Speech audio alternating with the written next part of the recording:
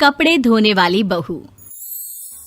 शादी के पहले से ही विभा को कपड़े धोने का बड़ा शौक था। कभी नल के नीचे तो कभी तालाब के पास। अरे मेरी नीली वाली लुंगी नहीं दिख रही है।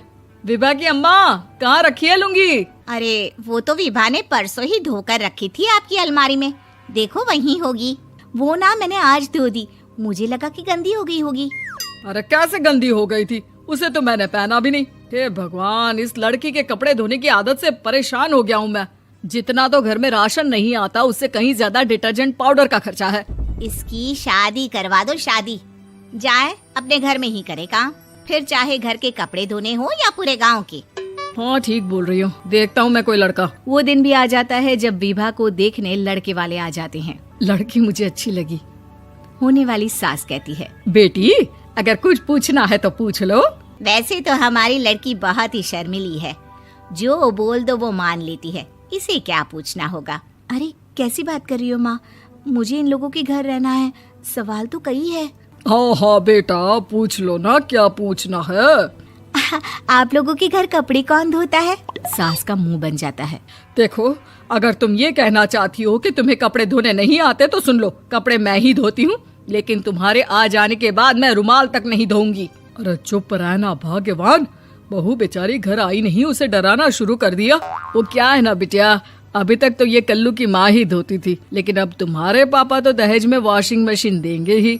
तभी विभा की माँ बोल पड़ती है, सवाल भी पूछा तो क्या। वैसे भाई साहब, मशीन की तो फिर भी कपड़े धोने की कैपेसिटी होती है। मतलब जो बिटिया दे रहे हैं ना विभा, इसे कपड़े धोने का बहुत शौक है। ये आप लोगों के क्या, आस पड़ोस गांव मोहल्ले सबके कपड़े धो दे और उफ तक ना करे।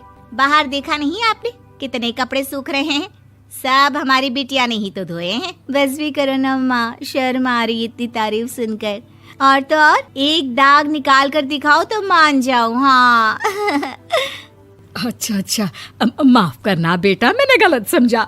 हमें तो रिश्ता बहुत पसंद है। और ऐसे जुड़ जाता है रिश्ता कपड़े धोने का शौक रखने वाली विभा का। उसकी शादी हो जाती है कोयला फैक्ट्री में काम करने वाले कल्लू के साथ। शादी के बाद अचानक विभा चिल्लाती हुई सास के पास आती है। सासू माँ, अरे सासू माँ कहाँ है आप? ये तो धोखा है, धोखा दिया आप लोगों ने मुझे। इसे ससुर के चक्कर के बारे में पता चल गया। अरे तो उसमें तुझे क्यों धोखा मिला है? अरे नल में पानी नहीं आता, कपड़े कैसे कब धुलेंगे? अच्छा, तू पानी नहीं आ रहा उसकी बात कर रही है। तो आपने क्या सोचा? कुछ नहीं। अच्छा, तेरी माँ ने कहा था कि कपड़े धोने का शौक है तुझे, याद आया मुझे। शौक बोलकर कपड़े धोने वाले मेरे जुनून को कम ना आके सासू माँ, कपड़ा धोना मेरा गुरूर है। तभी पति भी वहाँ आ जाता है। अभी मैंने इसे सनी देओल की फिल्म दिखाई है, उसी के डायलॉग मार रही है माँ। अच्छा सुन, साफ साफ बता रही हूँ, पानी सुबह 4 से 6 और शाम को 10 से 12 आता है, समझी? विभा टाइमिंग सुनकर हैरान हो जाती है। ये क्या भूतों का मोहल्ला है? सुबह 4 बजे उठकर कौन कपड़े धोता है? 4 बजे टंकी में पानी जाता है, फिर सारा दिन धोना ना, किसने मना किया? अरे कैसी बात कर रही हैं? 200 लीटर की टंकी में कितने कपड़े धो लूंगी मैं? सुबह ही उठ जाऊंगी मैं। अब क्या था, विभा सुबह 4 से लेकर रात के 12 बजे तक कपड़े ही धोती रहती। एक रोज सास पड़ोस से निकलकर कहीं जा रही होती है कि साथ वाली कहती है, हाँ कल्लू की माँ, जरा ये बताओ कि 2 साड़ी है, 2 ब्लाउज और एक पेटीकोट और एक नाड़े वाला लंबा कच्छा। हाँ तो? अरे तो क्या, कितना लोगी धुलाई ये बताओ। धोबन दिख रहे हैं हम क्या? हमारे पति सरकारी नौकरी से अभी रिटायर हुए हैं और बेटा सुपरवाइजर है कोयला फैक्ट्री में। धोबन समझ रखा है हमें? हाय रे कल्लू की अम्मा, माफ कर दो, वो तो मोहल्ले में यही सब बता रहे थे कि तुमने बहू को कपड़ा धुलवाने के काम में लगा दिया है। सास को पड़ोसन की बात सुनकर गुस्सा आ जाता है। वो घर पहुंचती है जहां घर के बाहर ही इतने सारे कपड़े सूख रहे होते हैं जितने कि किसी धोबन के घर पर। अरे ओ कल्लू की दुल्हन, बाहर निकल। माँ जी यहीं आ जाओ, बाथरूम में चादर धो रहे हैं हम। अरे अभी हम धोते हैं, तुमको बाहर निकलो। ये आस पड़ोस वाले बोल रहे हैं कि हम बहू से कपड़े धुलवा कर उसे कपड़ा धोने वाली बना दिए हैं। अरे छोड़ो ना माँ जी, किन लोगों की बातों में आती हो? आस पास के लोगों का तो काम ही होता है कि वो किसी तरह सास बहू को लड़ा दे। बहू सारे घर के कपड़े धोती है, ये क्या कम है? बोलिए। सास को भी लग जाता है कि वो बहू का ये सनकीपन नहीं छुड़वा सकती, इससे अच्छा है कि खुद ही चुप हो जाए।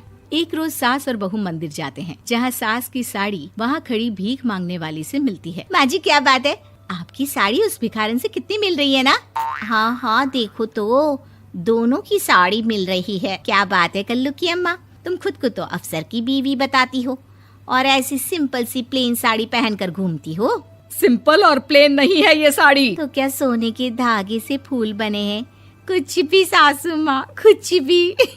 हाँ बने थे इस साड़ी में सोने के धागे से फूल। मेरे पति लेकर आए थे मद्रास से स्पेशली मेरे लिए 10,000 की। ताहे भाई साहब इस भिखारन के लिए भी सेम टू सेम साड़ी लेकर आए होंगे 10,000 की। सास उस वक्त तो कुछ नहीं कहती, लेकिन बहू के साथ घर आती है और अलमारी से एल्बम निकाल कर लाती है। ये साड़ी देख रही है, ये वही साड़ी है जिसे मैंने अभी पहना था। इस साड़ी में ये जो चमकदार फूल दिख रहे हैं ना, ये सोने के धागों से काटे गए हैं। लेकिन तू लोकल वॉशिंग मशीन ब्रश से घिस घिस कर सारे फूलों को निकाल कर साड़ी प्लेन कर दी। मुझे माफ कर दीजिए सासू माँ। और तो और, जब मैंने तुझे तेरी गलती के लिए कुछ नहीं कहा, लेकिन तूने तो सबके सामने मेरा मजाक ही बना दिया। क्यों? बहू को समझ में आ जाता है कि अब से उसका कपड़े धोना बंद।